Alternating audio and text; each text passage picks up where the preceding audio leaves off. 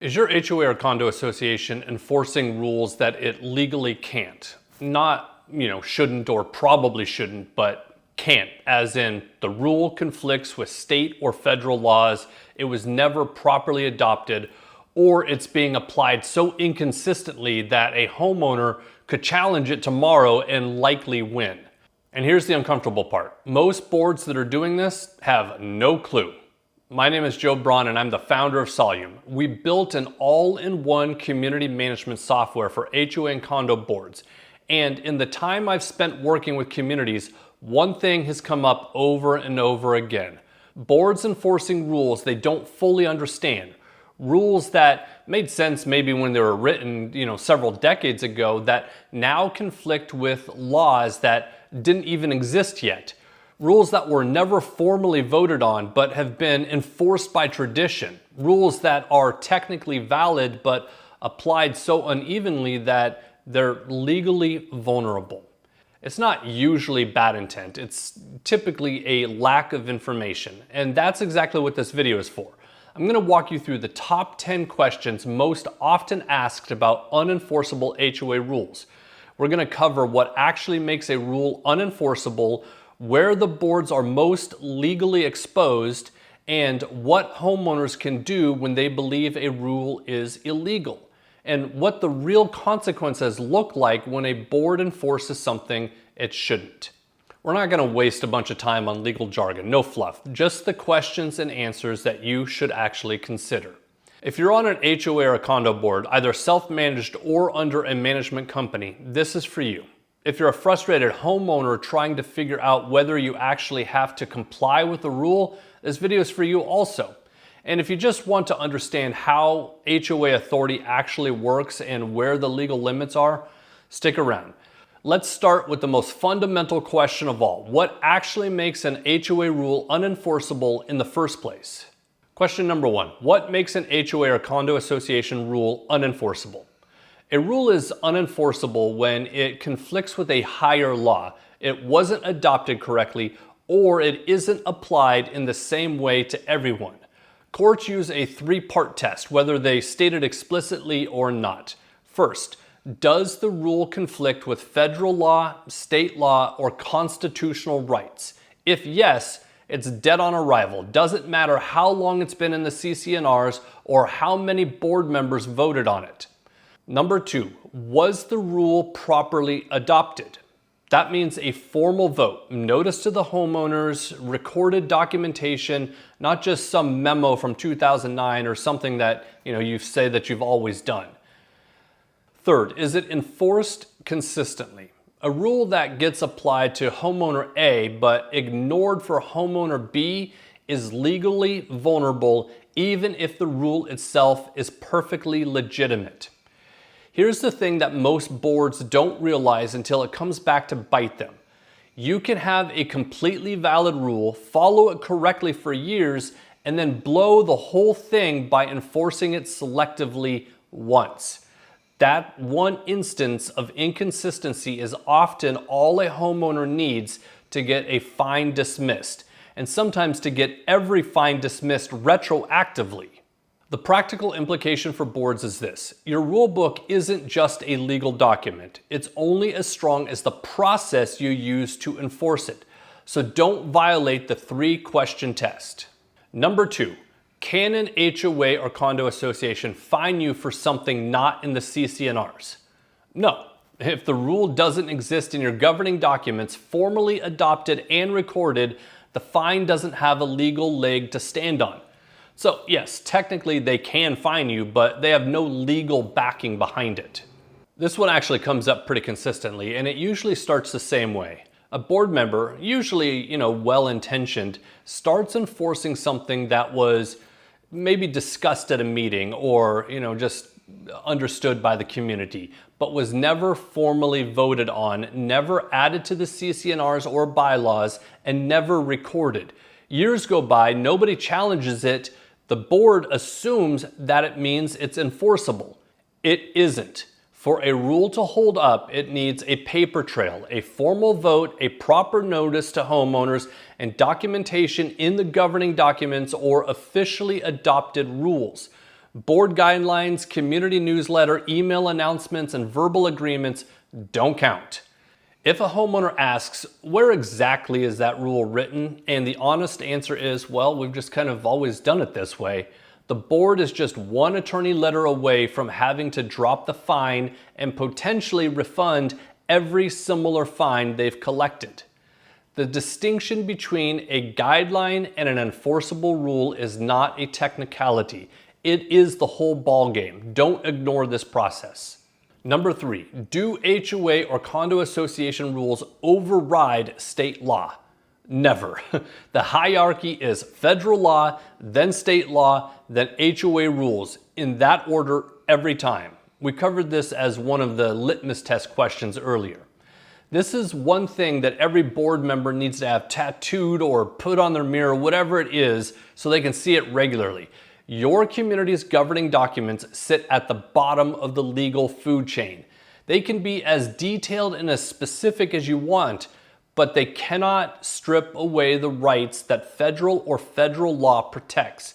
When they try to, the higher law wins. Not sometimes, every time. So what does this look like in practice? California law, for example, prohibits HOAs from banning drought-tolerant landscaping, even if the community's aesthetic standards say otherwise. Or a 2024 Florida statute prevents HOAs from prohibiting what they call Florida-friendly plants. Several states like California, Colorado, Florida, Hawaii, Maryland, New Jersey, New York, Oregon, and Virginia protect a homeowner's rights to install an EV charging station, with HOAs only permitted to impose reasonable restrictions on placement.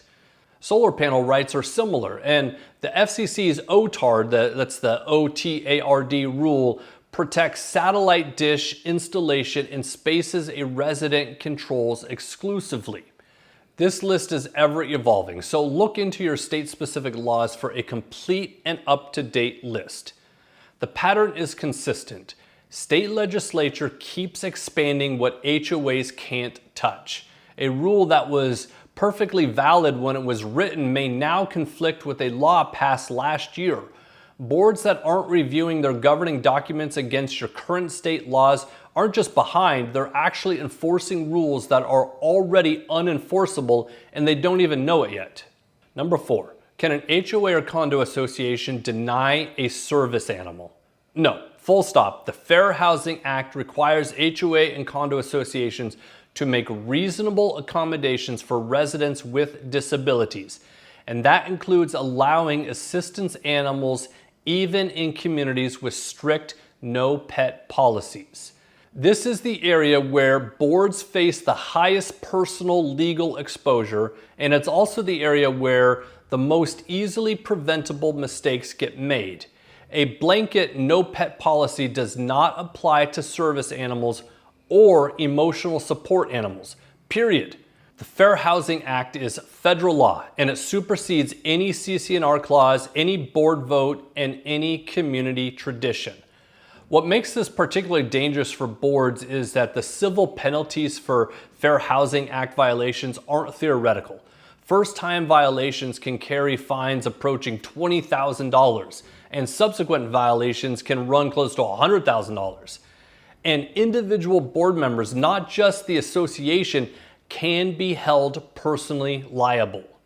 Now, what a board can do is request documentation verifying the disability-related need for the animal, as long as the disability isn't obvious. Don't be stupid or insensitive about this. Also, what a board cannot do is impose breed restrictions, size limits, or pet deposits on assistance animals, or deny accommodations because we've just always been a no pet policy community. If your board has ever denied a service animal request or is sitting on one right now, this is the one that you escalate to legal counsel before doing anything else. Number 5, can an HOA or condo association restrict satellite dishes or antennas? Again, we've talked about this briefly a moment ago. They can regulate placement. They cannot prohibit installation. The FCC's over-the-air reception device rule, that's the OTARD, O-T-A-R-D, draws that line clearly, and it's federal law. The OTARD rule is one of the most frequently violated and most easily avoided areas of condo and HOA overreach. Here's how it works. If a homeowner has exclusive use of a space, a balcony, a patio, a backyard, the roof of a single family home, they have the legal right to install a satellite dish or an antenna there to receive video programming. The HOA's aesthetic concerns don't override that right. What the HOA can do is impose reasonable restrictions on where within that exclusive use space the dish can be placed, as long as those restrictions don't meaningfully impair reception. The key word in all of this is exclusive use. Common areas are very different, right? HOAs do retain authority over those.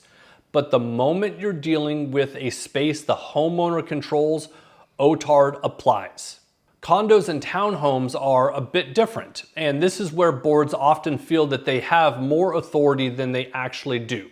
In most condo and townhome communities, the association controls the building's exterior, including the roof and balconies, which means OTARD's exclusive use protection doesn't just automatically apply the way that it does in a single-family home. However, the FCC has made clear that even in those situations, associations cannot leave a resident with no viable option for receiving a signal. Meaning if the association controls every possible installation surface, it may be required to designate a reasonable alternative location, like a common area rooftop, where residents can install a dish and receive adequate reception. Now, this really surprised me, but according to the FCC, approximately 35 million US households still use satellites or over-the-air antenna receptions. That's a lot of potential violations hiding in HOA rule books right now. If your antenna restriction policy wasn't written with the OTARD specifically in mind, it's worth having someone check it out. Number 6, what is selective enforcement and why does it make rules unenforceable? Selective enforcement is when a rule gets applied to some homeowners but not others, and courts treat it as evidence that the rule itself isn't being legitimately enforced. This is the quiet killer of HOA and condo association enforcement credibility. It rarely starts with an evil board member, contrary to maybe what you think, right?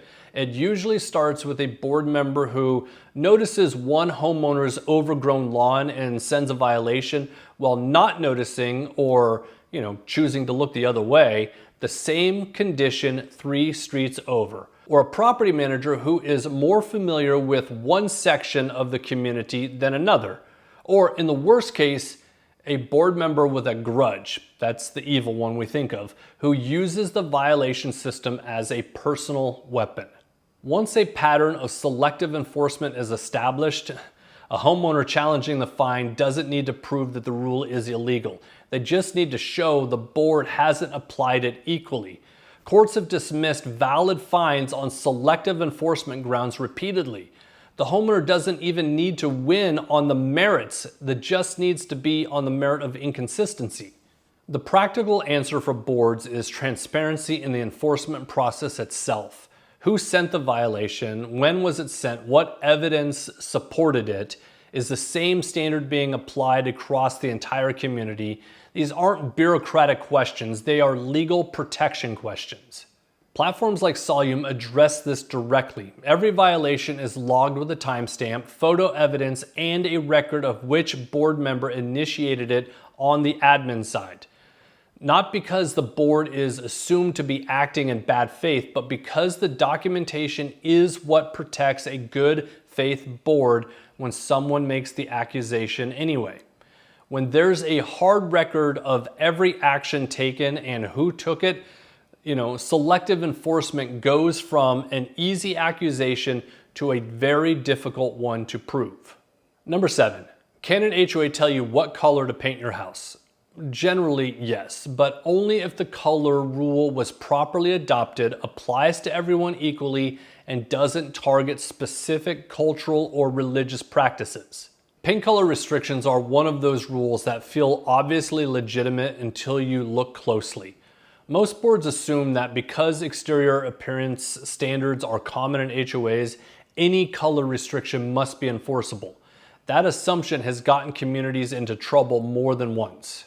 For a paint color rule to be enforceable, it needs to exist in the governing documents as a formally adopted rule, not just as a suggestion from an architectural review committee or a standard that's been enforced by habit.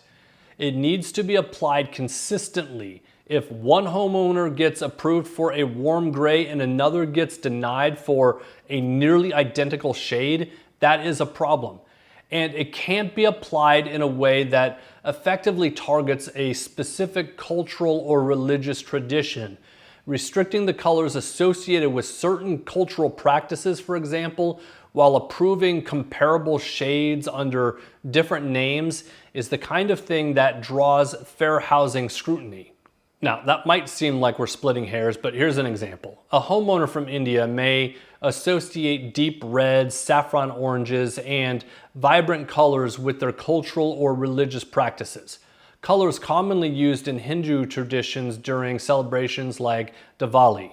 If a board systematically rejects those shades while approving comparable hues under different names for other homeowners, that pattern is exactly the kind of thing that draws the fair housing scrutiny.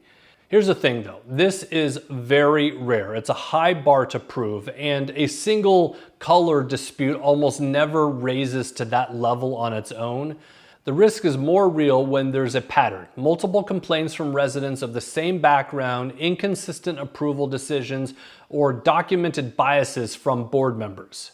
The more interesting version of this question is what happens when a homeowner can prove that the color standards were never formally adopted, only informally enforced. This is actually more common than most boards want to admit, especially in older communities where the original governing documents have never been updated. If the rule isn't in writing and wasn't adopted correctly, the homeowner who painted their door a non-approved color may actually have a stronger position than the board sending the violation. Can an HOA or condo association restrict political signs or holiday decorations? It depends entirely on the state, but boards that apply these restrictions inconsistently are creating legal exposure regardless of whether the underlying rule is valid. Political signs and holiday decorations sit right at the intersection of free speech, religious freedom, and HOA authority, which means the answer varies dramatically depending on where your community is located. In Texas and California, for example, state law explicitly protects homeowners' rights to display political signs on their private property. In Virginia, there is no such protection, which means HOA restrictions on political signs can be enforceable. The same rule can be completely legitimate in one state and completely unenforceable in the neighboring one. What is consistent across every state is this: if you enforce a holiday decoration or signage rule against a nativity scene, but not against a menorah, or against a political sign for one candidate but not for another, you have crossed from community management into discrimination. Religious freedom and political speech protections don't only apply to government entities anymore. State laws are increasingly extending those protections to HOA communities, and courts are paying attention. Here's the blunt advice. If your community has a signage or decoration policy, apply it uniformly or don't enforce it at all. Because the communities that selectively enforce these rules don't just lose in court, they end up on the local news, and the PR damage to a community and specific board members lasts a lot longer than the legal battle will. Number 9, how do you fight an HOA or condo association rule you think is illegal? Document everything. Exhaust internal channels first and escalate strategically, because the homeowner who shows up prepared and in good faith almost always has more leverage than the one who leads with a lawyer. Most people think that the path to challenging an unenforceable HOA rule starts with hiring an attorney, and it almost never should. The first step is pulling the governing documents and finding out whether the rule actually exists in writing, whether it was formally adopted, and whether there's any state or federal laws that conflict with it. Do the research before anything else. It either confirms that you have a case or it saves you the time and money of pursuing something that you'd lose. And here's a hint, AI is really good at spotting these things. If you've confirmed the rule is on shaky legal ground, write to the board, not a heated email. Don't get mad and threaten them. A calm, specific letter that cites the rule in question, the relevant state statute or federal law that conflicts with it, and a request that the violation be dropped. Keep it professional. This letter becomes evidence of good faith if the dispute does escalate.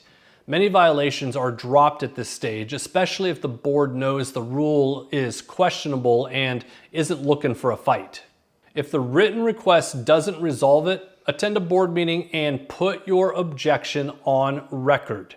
Request that your statement be included in the meeting minutes. Then pursue whatever alternative dispute resolution process your state offers before going to court. Most states have mediation or an HOA dispute resolution, that's the ADR program, that's faster and cheaper than litigation. Legal fines in HOA disputes run from anywhere from $2,000 to $20,000 depending on how far things escalate. Most cases settle before trial, but the homeowner who has documented every step, governing document review, written objections, board meeting appearances, mediation attempt, enters any legal proceeding in a fundamentally stronger position than the one who just stopped paying the fine and waited.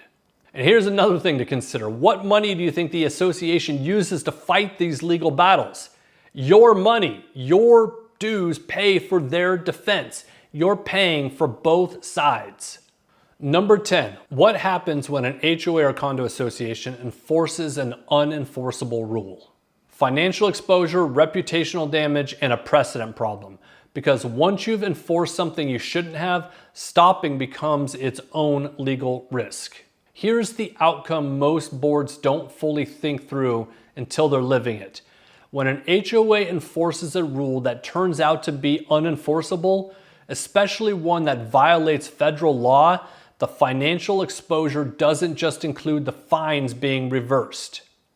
It includes the association's legal fees, it includes potential civil penalties if a fair housing violation is involved, it can include individual board member liability.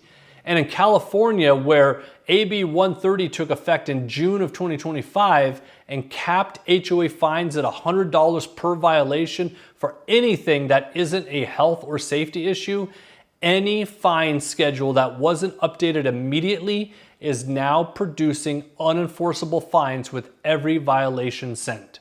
The reputational damage is harder to quantify but equally real. News stories about HOA overreach spread fast and stay online forever.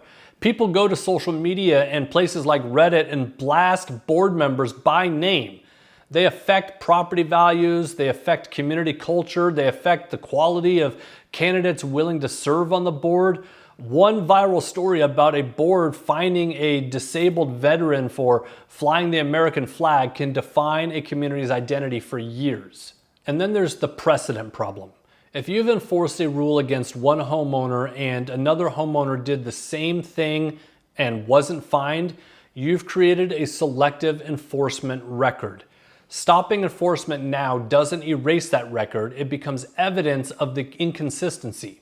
Which means sometimes the more legally dangerous position is continuing to enforce something that you suspect is invalid because stopping will require explaining why you stopped, and the explanation will confirm you knew the rule was questionable. The cleaner path is always the proactive one. Audit your rules against current state and federal laws before someone else finds the problem for you. Document every enforcement action consistently, and when something turns out to be legally questionable, address it through a formal rule change with the proper notice and a vote, not by quietly stopping enforcing and hoping that no one notices. Before we wrap up, I want to show you something quickly. A lot of the questions we covered today, the kind that show up at board meetings or land in your inbox or text messages from frustrated homeowners at 10 o'clock on a Tuesday, they don't require an attorney. They require fast, accurate answers from your own governing documents. That's exactly why we built Solume Assistant. So let me show you this. So we're going to look at some questions like, what do we do if someone's dog is barking all night long?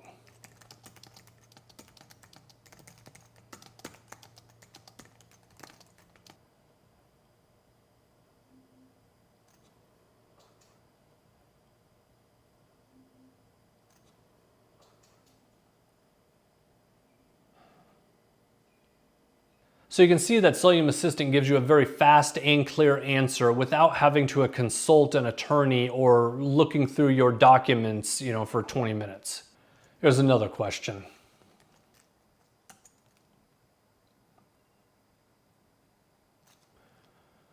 Again, very fast, taken directly from this community's governing documents, their CC&Rs, and it even explains what happens if somebody does this without following the process, what happens to them. And you can see that Solume Assistant pulls the answers directly from your community's CC&Rs, bylaws, and applicable state laws, not generic internet answers or not just guessing.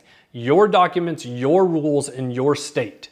Now, I want to be direct about this. If you have a real legal dispute on your hands, don't rely on AI to protect you. Get an attorney. That's not what this tool is for.